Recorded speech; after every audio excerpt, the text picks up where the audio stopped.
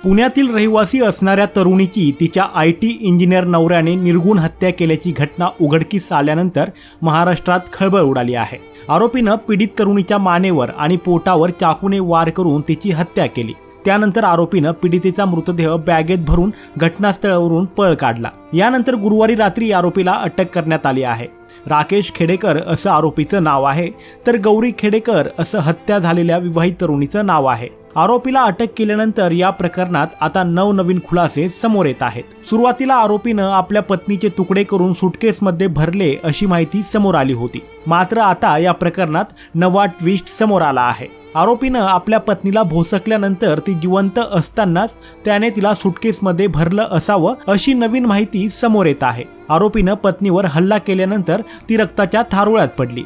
यानंतर ती हळूहळू बेशुद्ध होत होती। याच वेळी आरोपीनं ती जिवंत असताना तिचे हातपाय दुमडून तिला सुटकेसमध्ये भरलं असावं अशी माहिती फॉरेन्सिक तपासातून समोर आल्याचं सूत्रांकडून सांगण्यात येत आहे। आरोपीनं पत्नीचा मृतदेह सुटकेसमध्ये भरल्यानंतर तो सुटकेस घेऊन घराबाहेर पडत होता, मात्र सुटकेसचा हँडल तुटल्यानं त्याला दुसऱ्या मजल्यावरून बॅग खाली आणता आली नाही। यामुळे आरोपीनं आपला सुरुवातीचा प्लॅन कॅन्सल केला आणि मृतदेहाची सुटकेस बाथरूममध्ये ठेवली। यानंतर तो घराबाहेर पडला आणि कारने मुंबईच्या दिशेने निघाला।